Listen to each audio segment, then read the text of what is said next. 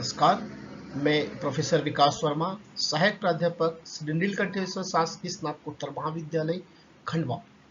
साथियों, मैं अर्थशास्त्र विषय का एक बहुत महत्वपूर्ण topic importance and obstacles of economic development अर्थात आर्थिक विकास की समस्याएं एवं उसका महत्व सब्जेक्ट पर आपके समक्ष एक व्याख्यान प्रस्तुत कर रहा हूं। मैं आर्थिक विकास, सामान्य शब्दों में हम देखते हैं कि आर्थिक विकास कहते किसको है। आर्थिक विकास एक ऐसी सतत और दीर्घकालीन प्रक्रिया है जो किसी भी देश के आर्थिक विकास का मुख्य घोतक होती है, जिसके अंतर्गत प्रति व्यक्ति आय, राष्ट्रीय आय तथा उच्च जीवन स्तर को स्वीकार किया जाता है। आर्थिक विकास का क्या महत्व है? वर्तमान परिवेश में प्रत्येक राष्ट्र का अपना अंतिम लक्ष्य अधिकतम आर्थिक विकास को प्राप्त करना है। इस आर्थिक विकास के महत्व के अंतर्गत कार्य करने का अवसर इस देश की जितने भी नागरिक हैं उन सभी नागरिकों को स्वतंत्रता, समानता तथा समता के आधार पर अपने बुद्धि के अनुसार कार्य करने का समान अवसर प्रदान करना आर्थिक विकास का एक अति महत्वपूर्ण कार्य होता है। कुल उत्पादन में वृद्धि करना, देश में खाद्यान्न उत्पादन में निरंतर वृद्धि करना आर्थिक विकास का अंतिम लक्ष्य माना जाता है। अतः आर्थिक विकास के आधार पर देश का कुल उत्पादन, चाहे वो प्राथमिक क्षेत्र हो, द्वितीयक क्षेत्र हो, सेवा क्षेत्र हो, उसमें वृद्धि करना आवश्यक होता है।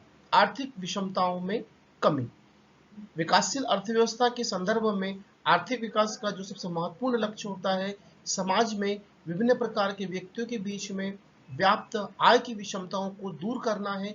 इसके आधार पर समाज का जो सबसे निम्न तबके का व्यक्ति होता है उसे मुख्य धारा में किस प्रकार से जोड़ा जाए, ये महत्वपूर्ण होता है।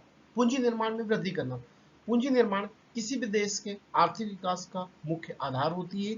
जिन देशों में पूंजी निर्माण की गति जितनी तेजी से बढ़ती है उस देश का आर्थिक विकास भी उतना ही अधिक माना जाता है।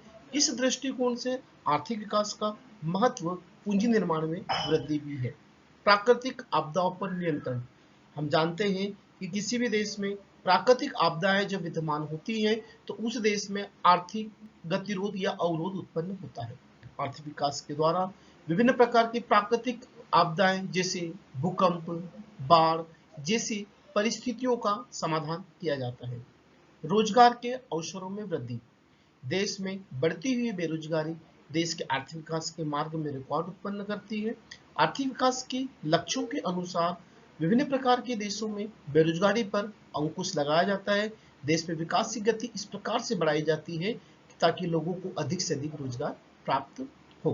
प्राकृतिक संसाधनों का अधिकतम उपयोग, हम जानते हैं किसी भी देश के आर्थिक विकास का जो मुख्य आधार होता है उस देश में उपलब्ध प्राकृतिक संसाधन, जिन देशों में इन प्राकृतिक संसाधनों की प्रचुरता जितनी ज्यादा होगी उस देश का आर्थिक विकास भी उतना ही अधिक होगा। आर्थिक विकास की विभिन्न प्रकार की प्रक्रियाओं के कारण इस प्रकार से गतिविधियां अपनाई जाती हैं कि प्राकृतिक संसाधनों का समुचित और उचित रूप से उसका विदोहन किया जा सके ताकि समावेशी विकास की गति भी आगे बढ़ती रहे।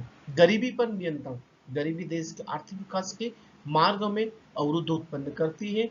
आर्थिक विकास में इस प्रकार की क्रियाओं और प्रक्रियाओं को अपनाया जाता है जो कि गरीबी की दरों को कम करे। ग्रामीण विकास, हम जानते हैं किसी भी देश का वास्तविक विकास उस देश के ग्रामीण विकास पर निर्भर करता है। आर्थिक विकास की प्रक्रियाओं के अनुरूप इस प्रकार से योजनाओं का क्रियान्वयन किया जाता है जिससे कि ग्रामीण क्षेत्रों का अधिकतम विकास हो, क्योंकि ग्रामीण क्षेत्रों का वास्तविक विकास होना ही आर्थिक विकास का सबसे परम लक्ष्य माना जाता है। कुछ आर्थिक विकास की बाधाएं भी हैं। आर्थिक विकास की बाधाओं को हम आर्थिक बाधाएं और अनार्थिक बाधाओं के रूप में विभाजित कर सकते हैं।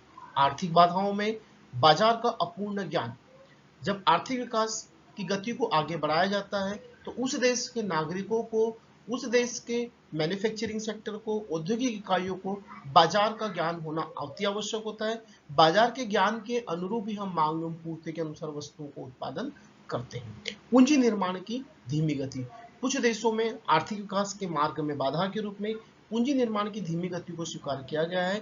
जिन देशों में पूंजी निर्माण की गति जितनी धीमी होती है उस देश में प्रति व्यक्ति आय और राष्ट्रीय आय की गति भी उतनी ही धीमी रही। अंतरराष्ट्रीय शक्तियां भी आर्थिक विकास के मार्ग को बाधा उत्पन्न करती है। इसके अतिरिक्त गरीबी, बेरोजगारी, बढ़ती हुई कीमतों की अस्थिरता, कौशल विकास और नवप्रवर्तन जैसी कमियां भी आर्थिक विकास के मार्ग में बाधाएं उत्पन्न करती है।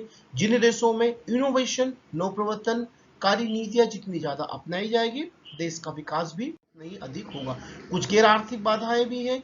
इन गैर आर्थिक बाधाओं को हम सामाजिक बाधाएं भी कह सकते हैं, जैसे जनसंख्या की निरंतर बढ़ने वाली प्रवृत्तियां, सामाजिक पिछड़ापन, रूढ़िवादिता, कृषि पर अत्यधिक निर्भरता, कुशल श्रमिकों की कमी, ग्रामीण बेरोजगारी, आधारभूत सुविधाओं की कमी और उस देश के निवासियों के जीवन यापन करने का निम्न स्तर देश के आर्थिक विकास में बाधाएं उत्पन्न करता है।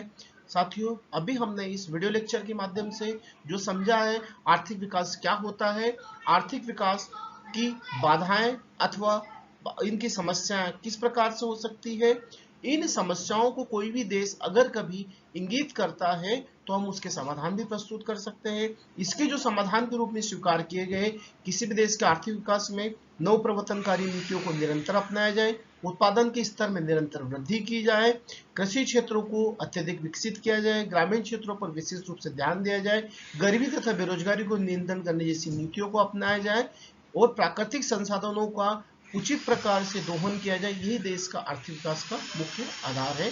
धन्यवाद।